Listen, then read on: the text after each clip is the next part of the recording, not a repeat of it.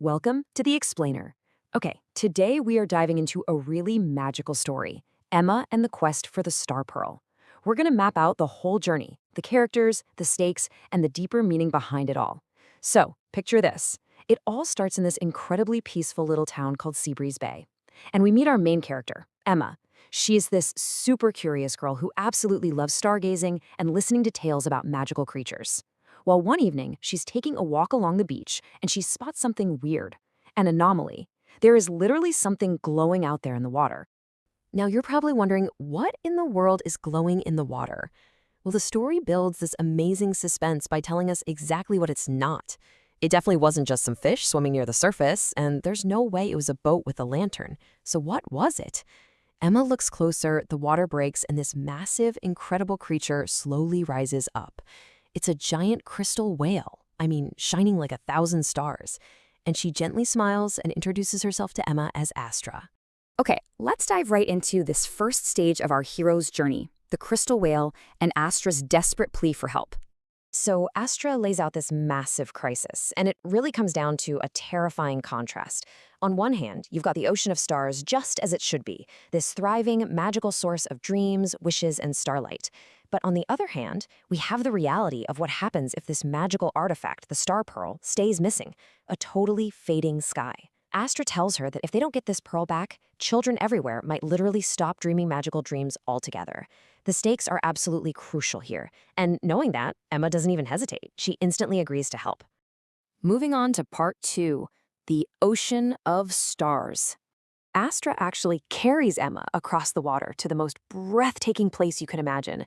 We're talking floating star islands, silver waterfalls, glowing, luminescent seas, the whole shebang. But she doesn't have to navigate this crazy, magical world alone. Emma gets some help, and understanding these allies is super important to the quest. First up, we've got Bubbles, who is this incredibly playful, energetic seal.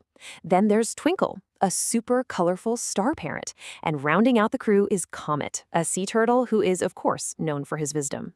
Together, this little fellowship officially kicks off the hunt for the Star Pearl. So how do they actually get there? Well, the group follows a very literal step-by-step path across this realm. Step 1, they follow a map made entirely of starlight. Pretty cool, right? This guides them through some absolutely wild terrain. They're navigating moonbeam caves, trekking through glittering coral forests, and literally crossing bridges made of constellations. Finally, all of this wandering leads them straight to their ultimate destination, the Crystal Reef. Which brings us to Section 3, the Lonely Dragon.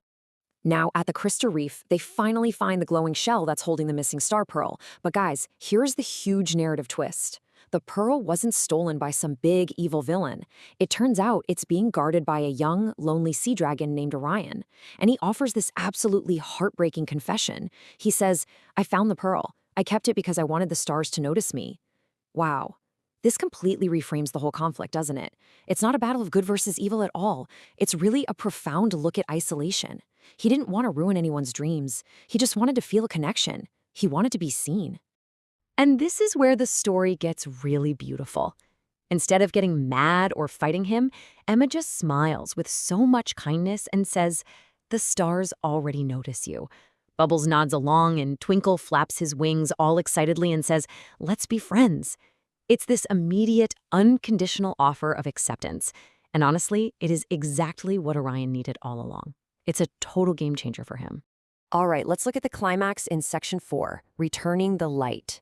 So, no longer feeling lonely, Orion happily joins Emma and the gang. Together, they take the star pearl and return it to its rightful place on a pedestal at the heart of the ocean of stars. And the second it touches down, boom! There is this massive, joyful explosion of light restoring the night sky. Thousands of stars instantly pop back into existence, and Astra, the crystal whale, sings this beautiful magical song that just echoes across the universe. Because of this, the light is totally restored, ensuring that every single child on Earth gets to dream wonderful, magical dreams that night. Now, you'd think that's the end, right? Well, the next morning, Emma wakes up in her own bed back in Seabreeze Bay. The adventure is over. But it leaves us and Emma with a really big question. Had it all just been a dream? Was the giant crystal whale, the playful seal, the lonely sea dragon, Was the whole thing just her imagination running wild? But then she looks over, and resting right there on her bedside table is a tiny crystal star. Emma just smiles, because that little object, that's absolute physical proof.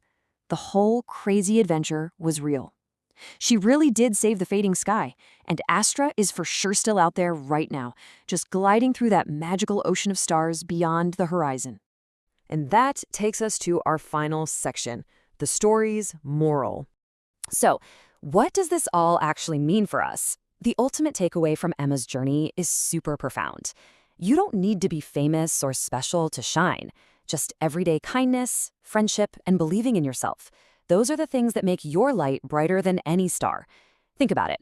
Orion thought he literally needed a magical artifact just to be noticed, but Emma proved that simply extending a hand and showing a little empathy is what actually illuminates the dark. Which brings us to the end of our explainer, and I want to leave you with this one final thought. How will you share your own inner light with the world today? You probably don't have to save a fading night sky or travel to an ocean of stars, but you absolutely have the power to make someone else feel seen, just like Emma did for Orion. Thank you so much for hanging out with me today. Keep learning, keep shining, and I will catch you in the next explainer. For more interesting videos, subscribe our YouTube channel